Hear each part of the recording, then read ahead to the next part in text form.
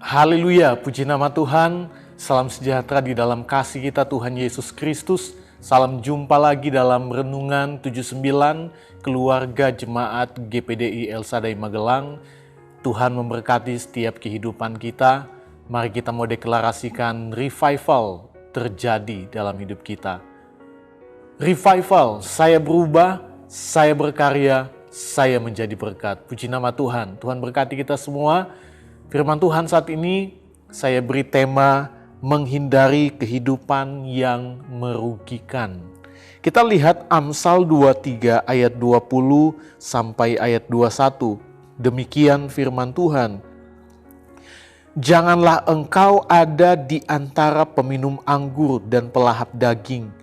Karena si peminum dan si pelahap menjadi miskin dan kantuk membuat orang berpakaian compang-camping.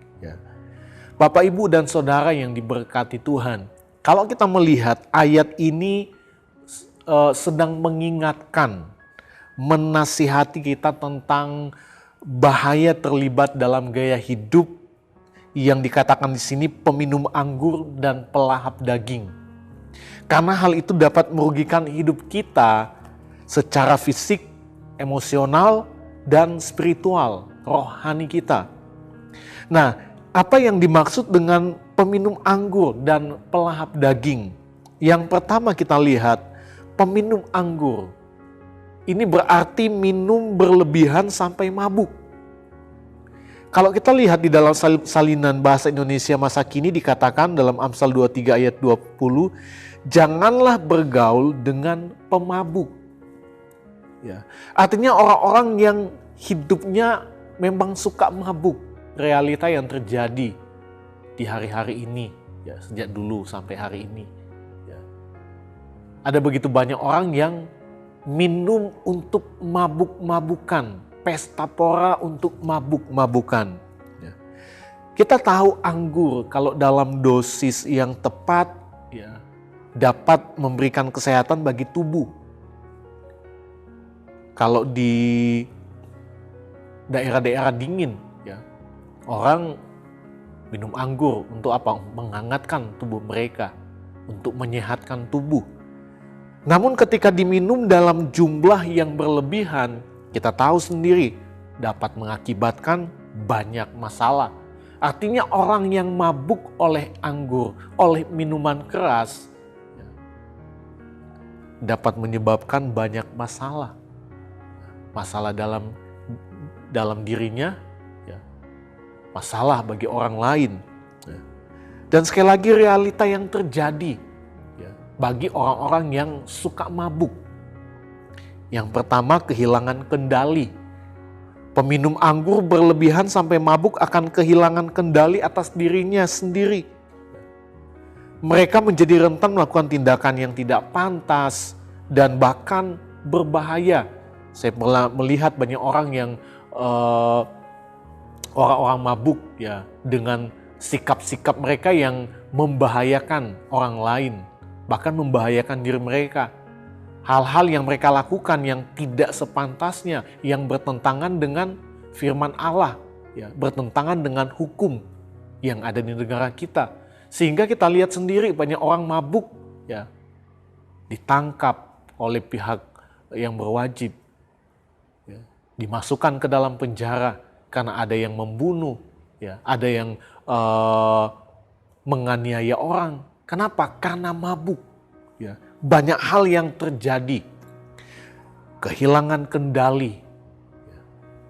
Itu orang yang sudah mabuk. Ya. Dan berikut kita lihat kerugian materi. Kebergantungan pada alkohol itu dapat menyebabkan seseorang membuang-buang uang, ya, untuk kepuasan sesaat. Orang mabuk pasti ya minum terus, ya, setiap minuman keras itu, mau itu anggur apapun, itu pastinya dibeli dengan memakai uang. Ya. Ya. Dan orang yang suka mabuk saya pernah lihat, ya, tidak ada simpanan. Ya. Ya. Artinya dia membuang-buang duit, membuang-buang uang. Dan hal ini dapat menyebabkan kemiskinan dan kesulitan finansial. Apalagi kita lihat kesehatan rusak ya. Konsumsi alkohol yang berlebihan dapat merusak organ tubuh, termasuk hati, ginjal, otak, dan hal ini tentu berdampak buruk pada kesehatan jangka panjang. Ya. Kita tahu sendiri seperti apa orang yang suka minum minuman keras, ya, setiap hari, suka mabuk-mabukan. Saya pernah melihat ada seorang bapak yang karena dia suka mabuk, dadanya itu sampai hangus. Ya. Jadi banyak hal yang terjadi yang kita lihat, ya, bagi orang-orang yang suka mabuk oleh minuman keras. Firman Tuhan melarang kita untuk mabuk oleh anggur, gak boleh, ya. Dan kita lihat yang kedua, ya. Kalau tadi yang pertama peminum anggur, yang kedua pelahap daging, ya. Yang dimaksud dengan peminum anggur dan pelahap daging, kita lihat yang kedua pelahap daging. Di dalam ayat 20 bagian B, saya baca dalam bahasa Indonesia masa kini, janganlah bergaul dengan orang rakus. Ya. Pesan kedua dalam ayat ini adalah tentang bahaya terlibat dalam perilaku pelahap daging atau orang rakus.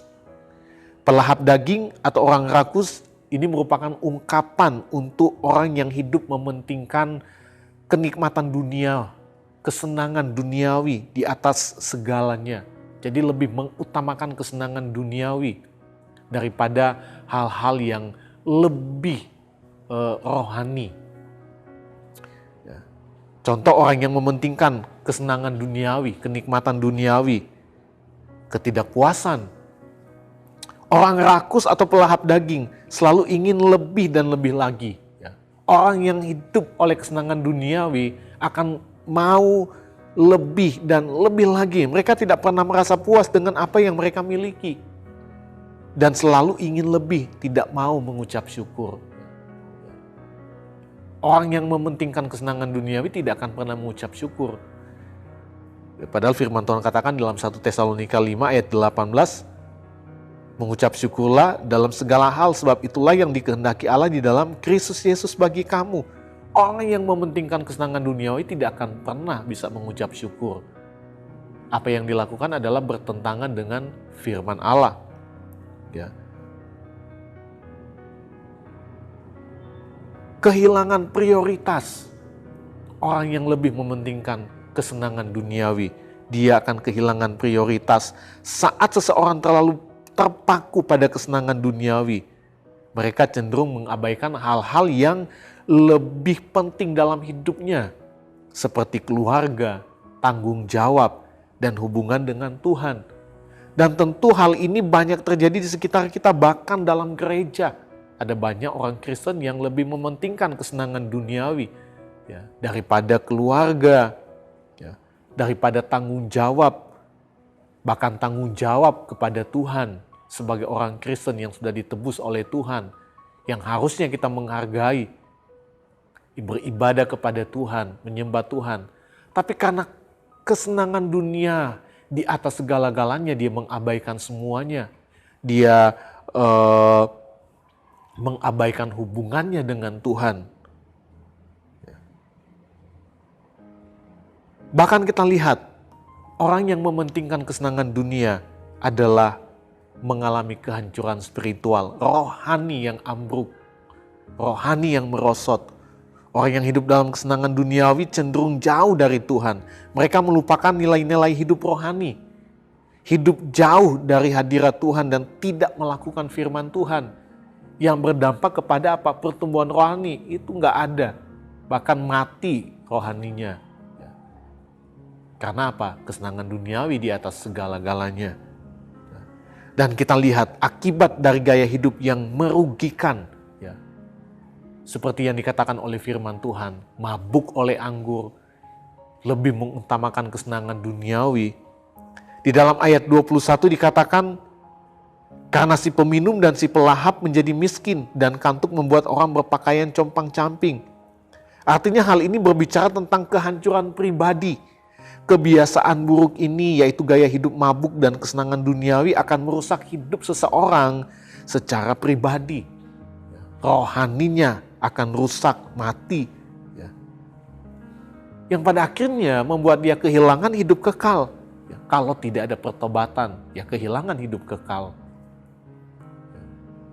Karena apa yang dilakukan tidak sesuai dengan kebenaran firman Tuhan.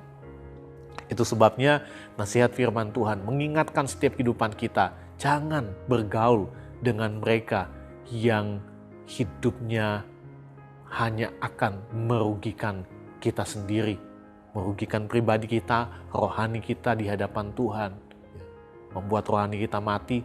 Kenapa kita harus bergaul dengan mereka? Ya kita mendoakan mereka supaya ada pertobatan, tapi kita tidak boleh mengikuti cara hidup mereka yang akan merugikan iman kita, rohani kita di hadapan Tuhan. Firman Tuhan mengajarkan kita untuk menjauhi gaya hidup yang merugikan.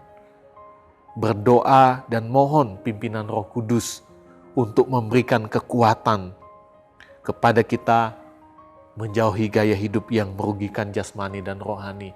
Karena hanya dengan pimpinan Roh Kudus kita mampu, kita bisa mengalami kemenangan. Tuhan Yesus memberkati kita semua. Mari sama-sama kita akan berdoa, dan sebelumnya saya berterima kasih kepada Bapak Ibu, Saudara-saudari yang telah mengikuti Renungan 79, dan kiranya setiap renungan yang sudah kita dengar itu dapat menjadi berkat bagi kita semua, bagi orang lain, memberi kita kekuatan dan kemenangan. Dan bagi Bapak Ibu, Saudara-saudari yang ingin didoakan untuk pokok doa tertentu, mau menceritakan kesaksian, baik mujizat kesembuhan, pemulihan masalah, keluarga, dan banyak lagi, Bapak Ibu dapat menyalurkan itu lewat chat di dalam WhatsApp nomor 081327420088. Tuhan Yesus memberkati kita semua. Kita berdoa. Terima kasih Bapa kami yang baik. Kami bersyukur kepadamu Tuhan, sebab kebaikan dan kemurahan-Mu terus kami alami sampai hari ini. Kami bersyukur buat firman-Mu yang boleh mengingatkan kepada kami, menasihati kami, untuk kami menjauhi gaya hidup yang merugikan jasmani dan rohani kami, yang tidak membawa kepada pertumbuhan rohani, yang tidak membawa kami kepada Kristus, yang hanya menjauhkan kami dari Tuhan. Biarlah Tuhan lewat pimpinan Roh Kudus kami mampu, kami menang, sehingga kami tidak hidup seturut dengan apa yang akan merugikan jasmani dan rohani kami di hadapan Tuhan. Terima kasih Bapa yang baik. Terima kasih Tuhan. Mari jemaat Tuhan, kita bisa mengangkat tangan kita di hadapan Tuhan. Apapun yang menjadi pergumulanmu, saya akan berdoa, biarlah Tuhan yang menolong, Tuhan yang memberikan engkau kekuatan, Tuhan yang memberikan engkau kemampuan.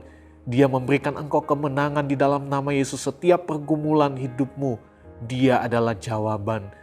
Terima kasih Bapa yang baik. Tuhan berkati seluruh jemaat GPD El Shaddai Magelang. Berikan mereka kekuatan, berkati pekerjaan, usaha mereka, keluarga mereka, anak-anak mereka. Di dalam nama Tuhan Yesus Kristus kami percaya kuasa penyertaan Tuhan sempurna di dalam kehidupan jemaat Tuhan. Terima kasih Bapa yang baik. Kiranya diingatnya dan segala korban persembahan keluarga jemaat GPD El Shaddai Magelang, kiranya diberikannya kepada kami apa yang kami kehendaki, dan dijadikannya berhasil apa yang kami rancangkan. Di dalam nama Tuhan Yesus Kristus kami berdoa. Haleluya. Amin.